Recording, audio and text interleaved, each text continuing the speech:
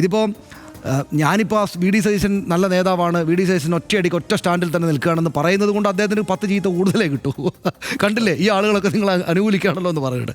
പക്ഷേ എന്നാലും അത് പറയേണ്ടി വരും. നമ്മൾ കാണുന്നത് വി ഡി സതീശൻ എന്ന നേതാവ് കുലുക്കമില്ലാതെ നിൽക്കുന്നു എന്നതാണ്. ഇതെങ്ങനെയാണ് അവസാനിക്കാൻ നമുക്കറിയില്ല.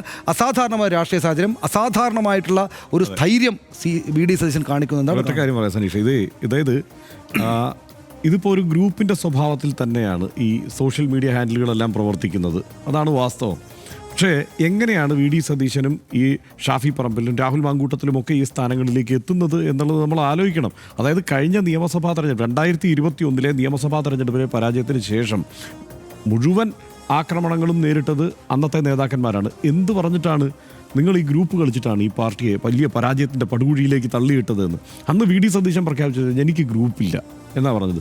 വി ഡി സതീശൻ ഒരു ഗ്രൂപ്പ് ഉണ്ടാക്കാവുന്ന സാഹചര്യം, വി ഡി സതീശനെ പിന്തുണയ്ക്കുന്ന ഒത്തിരി പേരുണ്ട്. ഇവിടുത്തെ കൊച്ചിയിലെ ഷിയാസിനെ പോലെയുള്ളവർ, നൗഷാദ് അലിയെ പോലുള്ളവരൊക്കെ വി ഡി സതീശൻ്റെ നിലപാടുകൾക്കൊപ്പം നിൽക്കുന്നുവെന്ന് പരസ്യമായി പ്രഖ്യാപിച്ച് നിൽക്കുന്ന ആളുകളുണ്ട്. പക്ഷേ അതൊരു ഗ്രൂപ്പായിട്ടില്ല. ഒരു ഗ്രൂപ്പിൻ്റെ ഘടന ഈ കഴിഞ്ഞ 4 വർഷമാക്കി ഉണ്ടാക്കിയെടുക്കാൻ വി ഡി സതീശൻ തയ്യാറായിട്ടില്ല.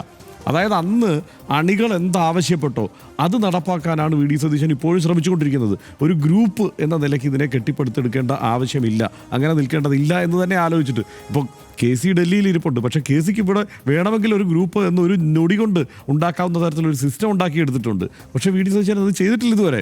അതായത് അന്ന് അണികൾ എന്താണോ ആവശ്യപ്പെട്ടത് അത് നടപ്പാക്കാൻ പ്രതിപക്ഷ നേതാവ് എന്നുള്ള നിലയ്ക്ക് വി ഡി സതീശൻ ആ അധികാരം കയ്യിലുള്ളപ്പോഴും അത് മുതലെടുത്ത് ഗ്രൂപ്പ് ഉണ്ടാക്കാതെ അതിന് ശ്രമിച്ചിട്ടുണ്ട്. ഇപ്പോൾ നമ്മൾ പാലക്കാട്ടിലെ തെരഞ്ഞെടുപ്പിൻ്റെ സമയം വരുമ്പോൾ നോക്കാമല്ലോ, ആ സമയത്ത് ചില കോൺഗ്രസ് അനുകൂല മാധ്യമ പ്രവർത്തകർ തന്നെ എന്നോട് പറഞ്ഞിട്ടുണ്ട്, കണ്ടോ കൊണ്ട് നടക്കുകയാണ് വി ഡി സതീശൻ, ഷാഫിയെയും രാഹുലിനെയും ഒക്കെ വി ഡി സതീശൻ അങ്ങനെ കൊണ്ട് നടക്കുകയാണ്. അത്ര ഇതായിട്ടാണ്, ഗംഭീരമായിട്ട്, നിങ്ങൾ വിചാരിക്കുന്ന പോലെയല്ല ഒറ്റക്കെട്ടായി കഴിഞ്ഞു എന്നൊക്കെ. അതായത് ആ നിലയ്ക്കാണ് കൊണ്ടുപോയിക്കൊണ്ടിരുന്നത്. അതിനിടയ്ക്ക് ഇങ്ങനെ ഒരു വഷൾ കേസ് വന്നിട്ട് അതിൻ്റെ പേരിൽ ഷാഫിയും ഒക്കെ വി ഡി സതീശനെ ഇങ്ങനെ ഒഴിവാക്കുന്നു അല്ലെങ്കിൽ കൈയൊഴിയുന്നു എന്നുള്ളത് ഭയങ്കര മോശം സംഗതി തന്നെയാണ്. ഒറ്റ കാര്യം കൂടെ, നമ്മുടെ സമയം കഴിഞ്ഞെങ്കിൽ ഒറ്റ കാര്യം കൂടെ ഞാൻ പറയട്ടെ. അതായത് ഇത്രയും മാത്രം സംഭവിച്ചിട്ടും കേരളത്തിൽ സാംസ്കാരിക നായരും ഉണ്ടെന്നില്ല എന്നുള്ളത് എനിക്ക് അത്ഭുതമാട്ടോ. അതുകൂടെ ഞാൻ ഇത്രയും ദിവസം പറയേണ്ടതെന്ന് കരുതിയാണ്. ഇവിടെ കാരശ്ശേരി മാഷ് എവിടെയാണ് ഇപ്പോൾ നമ്മൾ CPM-ൻ്റെ അല്ലെങ്കിൽ BJP-യുടെ ഒരു നേതാവാണ്, MLA ആണ് ഇത് സംഭവിച്ചിരിക്കുന്നതെങ്കിൽ ഒന്ന് ആലോചിച്ച് നോക്കൂ എന്ത് തരത്തിലുള്ള ബഹളം ഉണ്ടായതെന്ന് എനിക്ക് തോന്നുകയാണ്. അത് അവരാരും വന്ന് മിണ്ടുന്നില്ല.